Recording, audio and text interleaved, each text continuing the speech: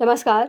Satyarth news में आपका स्वागत है। बिहार दिवस के पावन अवसर पर गांधी मैदान पटना में कुछ चर्चित विद्वानों के बातचीत के अंश। गांधी मैदान पटना में भारतवर्ष के कोने कोने से आए हुए विद्वानों का स्वागत है। पटना से संवाददाता जयराम प्रसाद यादव की रिपोर्ट।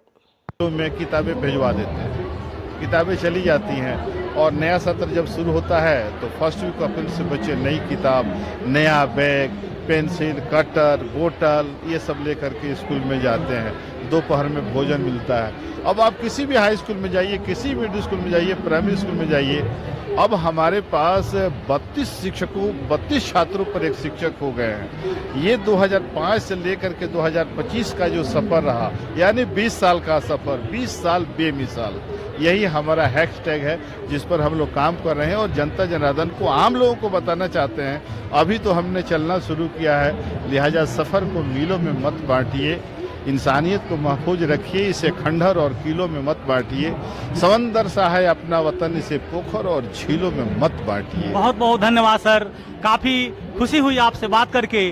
और मैं पूरे बिहार वासियों को यह संदेश देना चाहता हूं कि आज अभी जो हम बात कर रहे हैं, वास्तव में एक गौरवशाली बिहार के एक गौरव के रूप में जाने जाने वाले उमेश बाबू, जिनके साथ रमेश चंद्र बाबू, जिनके साथ हम अभी रूबरू हो रहे थे।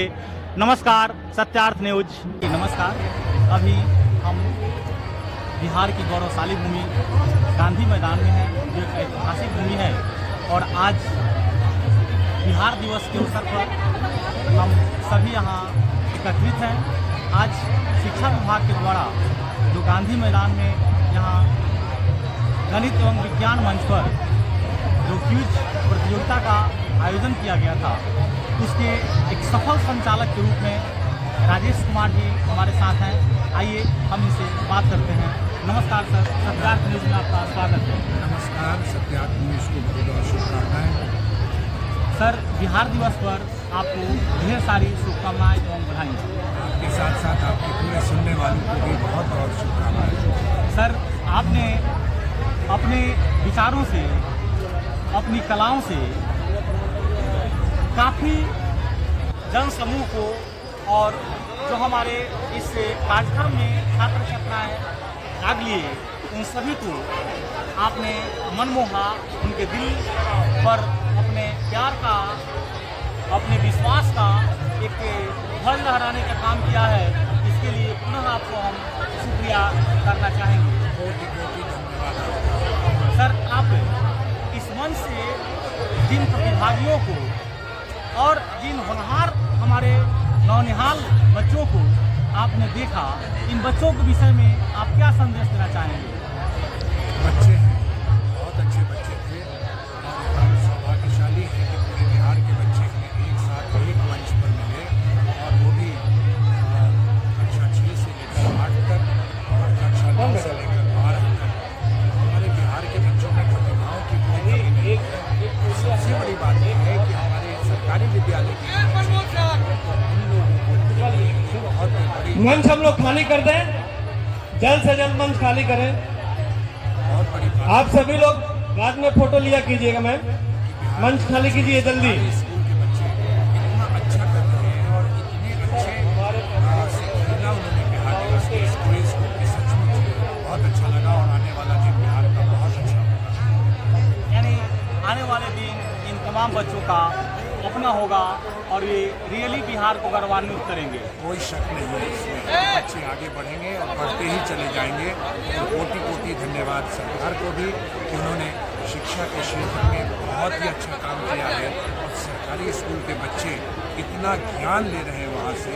और हमें पता है, और मैं जाता भी हूँ बिहार के अंदर में स्कूल्स में, बच्चे जहाँ पहले शहर की तरफ पढ़ते थे, अब गाँव के स्कूल में ही पढ़ना पसंद करते हैं। यानी आपका यह मानना है कि हमारे वास्तविक हीरे ग्रामीण क्षेत्रों में ही पल रहे हैं? बिल्कुल, हमेशा से थे और आगे भी रहेंगे। हमारी उम्मीद है, मिट्टी से जुड़े हुए हैं और सचमुच बधाई के बाद। बहुत बहुत धन्यवाद सर। हम एक बात और जानना चाहेंगे, कुछ आप अपने विषय में बताएं सर। मेरा नाम राजेश है, मैं कम्युनिकेशन क्षेत्र में काम करता हूँ। ऑर्गेनाइजेशन है हमारी, हेलो, और क्विज मास्टर के रूप में पिछले 20 साल से मैं साथी को समाधि लगवा दीजिए, लगा देना। हर तरह की विधाओं में ठीक है, ठीक है। जो इस कार्यक्रम का संचालन किया।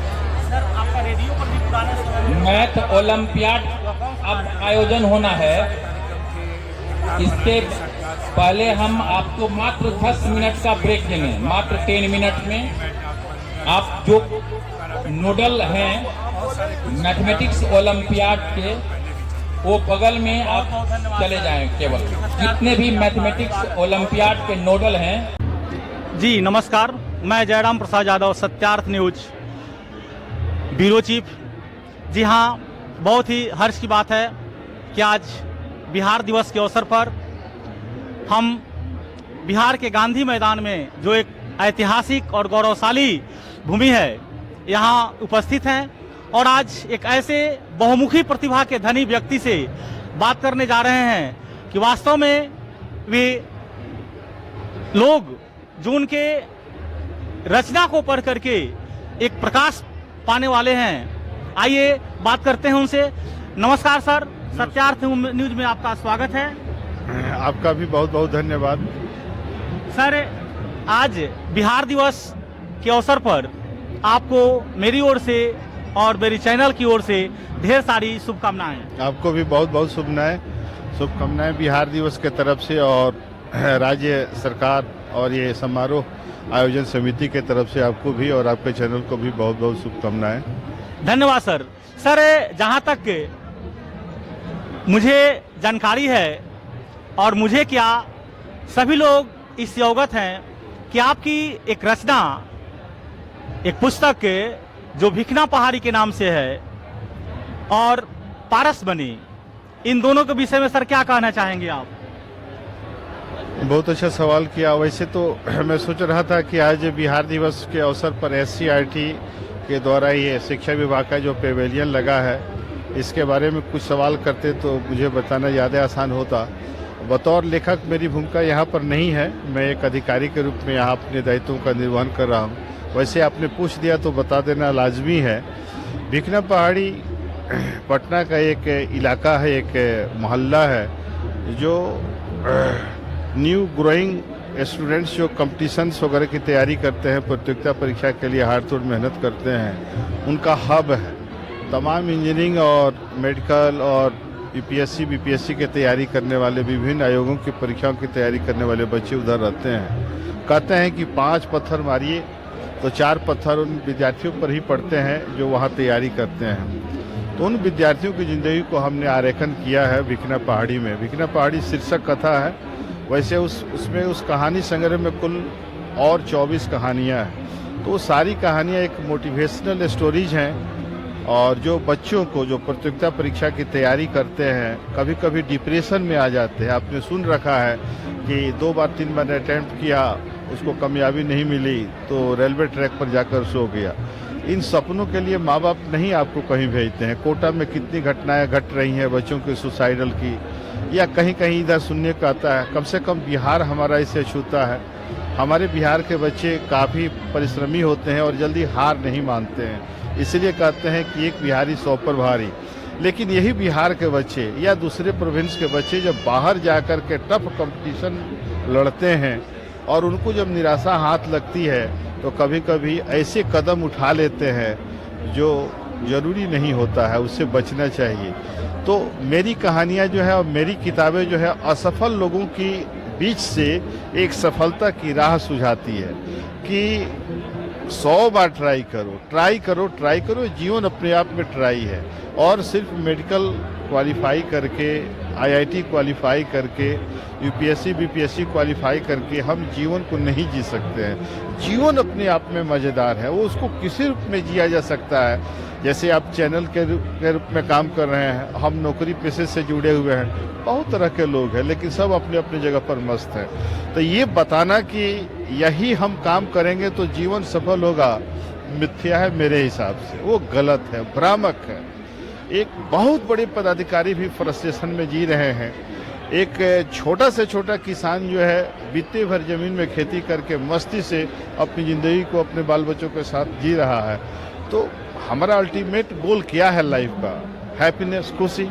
और खुशी जिस माध्यम से हमको मिल सके, हम संतुष्ट हो सकें, वही जीवन का उद्देश्य है। अगर परमेश्वर की प्रार्थना करने से, इबादत करने से, नमाज पढ़ने से वो खुशी मिल सकती है तो वह भी हमको करना चाहिए, बल्कि उसे ज़्यादा प्राथमिकता के हिसाब से करना चाहिए। ये किताबों का धन्यवाद सर। सर, आप Bihar text book corporation committee के डायरेक्टर के साथ साथ बिहार के कई ऐसी शैक्षणिक पदों को सुशोभित किया है, और आज यहाँ जो यह बिहार दिवस के अवसर पर जो शिक्षा विभाग द्वारा जो आयोजन है, इस आयोजन के माध्यम से आप क्या संदेश देना चाहेंगे? बिल्कुल, देखिए ये बहुत अच्छा सवाल आपका है। 113वां बिहार का ये जन्मदिन है, जिसको हम लोग यौमे ये पैदाइश कह सकते हैं, बिहार की पैदाइश है। 1912 में बंगाल प्रेसिडेंसी से अलग होकर के बिहार, झारखंड ये सब ये हुए, हमारा अपना स्टेट हो गया और हम और झारखंड एक साथ रहने लगे, है ना। 2000 में झारखंड भी हमसे अलग हो गए, लेकिन वही 1912 की जो तिथि हुई, उसी तिथि पर जब 100 साल पूरा हुआ तो बिहार सरकार, है ना, ये बिहार दिवस का पहली दफ़ा आयोजन 2010 में हुआ। तब से हर साल बिला नगा, कोरोना काल में 1-2 साल हम लोग ये कार्यक्रम नहीं कर पाए, लेकिन मैं तो इस गांधी मैदान के फंक्शन में 2010 से ही जुड़ा रहा हूँ। हर साल बिहार सरकार के माध्यम से, बुद्धिजीवियों के माध्यम से, शिक्षाविदों के माध्यम से बिहार की वर्तमान परिस्थिति को देखते हुए एक थीम लाइन हम लोग तैयार करते हैं। जैसे इस साल बिहार दिवस का थीम है उन्नत बिहार, विकसित बिहार। बिहार ने बहुत आगे तरक्की किया है। आज 6 घंटे में आप किशनगंज से पटना पहुंच सकते हैं। आप कैमूर के मोहनिया से पटना के मेट्रो तक का सफ़र अब करने जा रहे हैं, है ना। मेरिन ड्राइव बन गया है, पुलों का जाल बन गया है चारों तरफ, यातायात की सुविधा हो गए, हर पंचायत में हाई स्कूल हो गए, है ना। अगर एक बेटी जन्म ले रही है तो ग्रेजुएशन तक की उसकी तमाम सारी शिक्षा फ्री है। यहाँ तक कि वो बीपीएससी की तैयारी करना चाहती है तो 50,000 रुपये उसको समाज कल्याण विभाग से मिल जाते हैं। बच्चों के लिए भी साइकिल है, लड़कियों के लिए भी साइकिल है, पोशाक है। और मैं जहाँ काम करता हूँ टेक्स्ट बुक में ओएसडी के रूप में, मैं डायरेक्टर नहीं हूँ,